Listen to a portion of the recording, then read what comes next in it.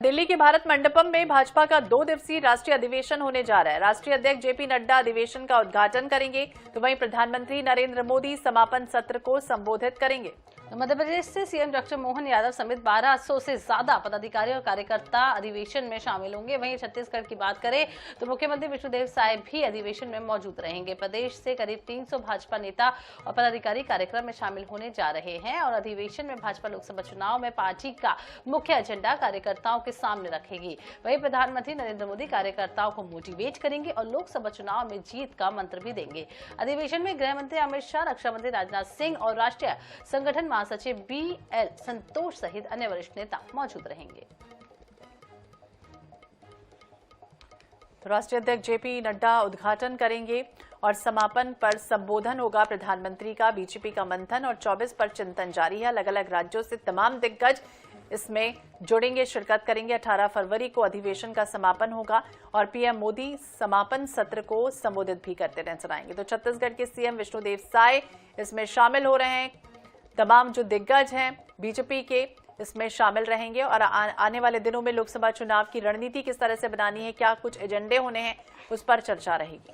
तो मध्य प्रदेश की बात करें तो 1200 से ज्यादा कार्यकर्ता और दिग्गज नेता इसमें शामिल होने के लिए दिल्ली पहुंच रहे हैं। वहीं आपको बताया छत्तीसगढ़ से 300 से ज्यादा कार्यकर्ता और दिग्गज नेता दिल्ली में पहुंच रहे हैं। तो आज से इस अधिवेशन की शुरुआत होने वाली है। 2 दिवसीय ये अधिवेशन है। तो बीजेपी का मंथन, 24 का चिंतन, कुल मिलाकर लोकसभा चुनाव की तैयारियों को लेकर पूरी तरीके से एक क्लास लगाई जाएगी। सभी कार्यकर्ताओं में को मोटिवेट किया जाएगा, किस तरीके से उत्साह भरा जाएगा।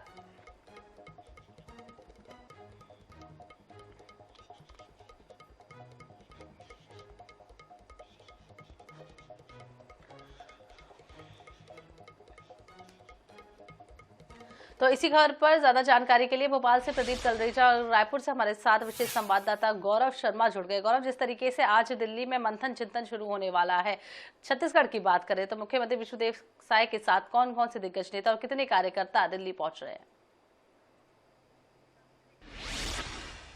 देखिए, छत्तीसगढ़ से मुख्यमंत्री विष्णुदेव साय के साथ साथ सभी मंत्रीगण, सभी विधायकगण भारतीय जनता पार्टी के दिल्ली गए। इसके साथ ही साथ प्रदेश पदाधिकारियों को भी दिल्ली बुलाया गया है। जो प्रदेश प्रतिनिधि हैं वो भी दिल्ली गए। तो इस तरह से लगभग 350 कार्यकर्ता जो हैं वो दिल्ली पहुंचे हुए और मुख्यमंत्री कल ही रवाना हो गए थे।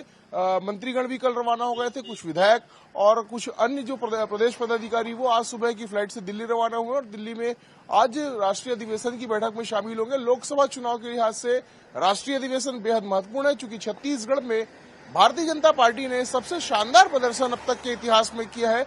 ऐसे में सभी 11 लोकसभा सीटें जीतना जो है वो भारतीय जनता पार्टी का लक्ष्य है और इसी लक्ष्य की प्रतिपूर्ति कैसे की जाए इस पर सबका ध्यान होगा। इस पर राष्ट्रीय नेतृत्व जो है वो छत्तीसगढ़ के नेताओं को दिशा निर्देश भी देगा और अब तक के जो कार्य योजना बनाई गई थी, अब तक के जो काम दिए गए थे, उन पर कितने खरे उतरे छत्तीसगढ़ के नेता, छत्तीसगढ़ के प्रदेश पदाधिकारी, इस पर चर्चा होगी, समीक्षा भी होगी और आने वाले कार्यक्रम भी तय किए जाएंगे। जी बिल्कुल, आने वाले कार्यक्रम तय किए जाएंगे कि किस तरह से रूपरेखा तैयार करनी है।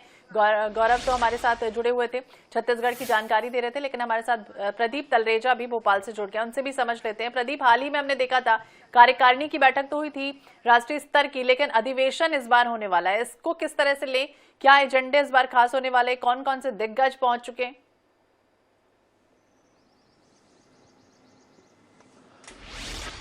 देखिए, दिल्ली में आज और कल ये 2 दिन ऐसे महत्वपूर्ण है बीजेपी के लिए। देखिए कि जहां पर अधिवेशन होगा और अधिवेशन कोई छोटा मोटा नहीं बल्कि राष्ट्रीय अधिवेशन होने जा रहा है।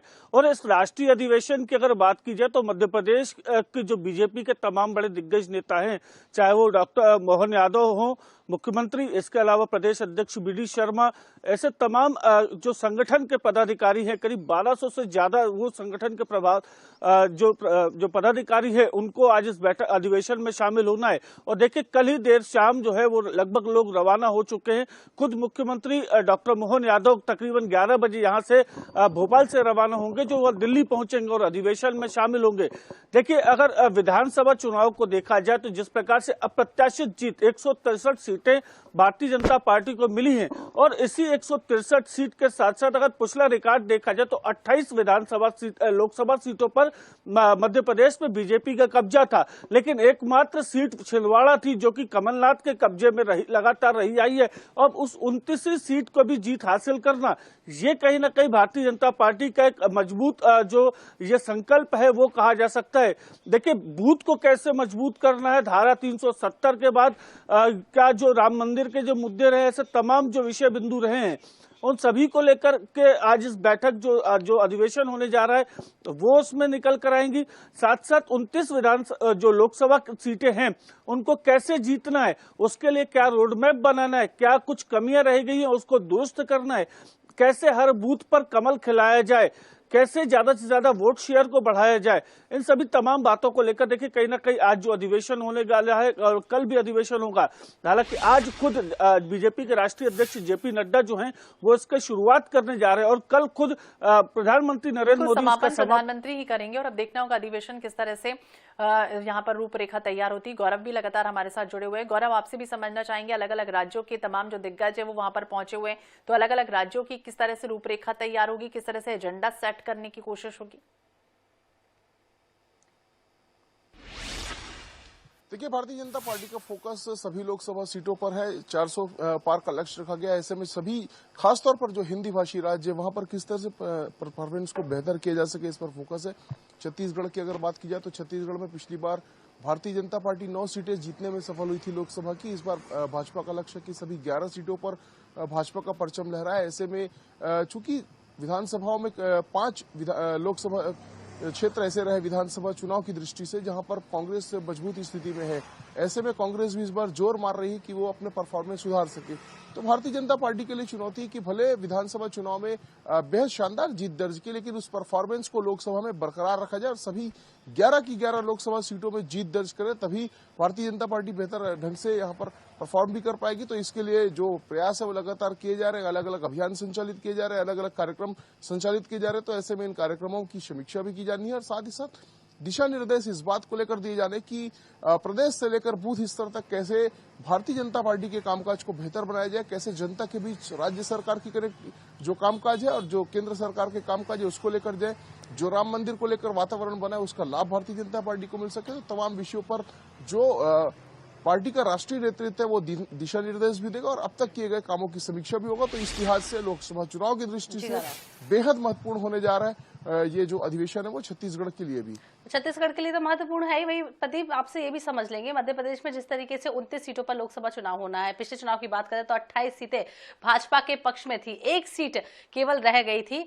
इस बार क्या कुछ लगता है इस अधिवेशन में? मध्य प्रदेश के लोग तो काफी कॉन्फिडेंट है जिस तरीके से जा रहे हैं, लेकिन कहीं ना कहीं कॉन्फिडेंस पहले से दिखा रहे हैं कि हमें पूरी की पूरी 29 सीटें मिल रही है।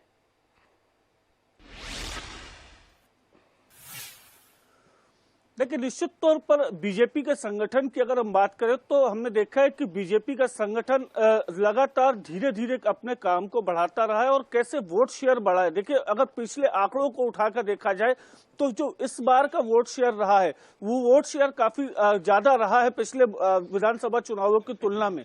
अब इसी का ही फायदा अगर लेने की कोशिश जो है वो बीजेपी लगातार कर रही है।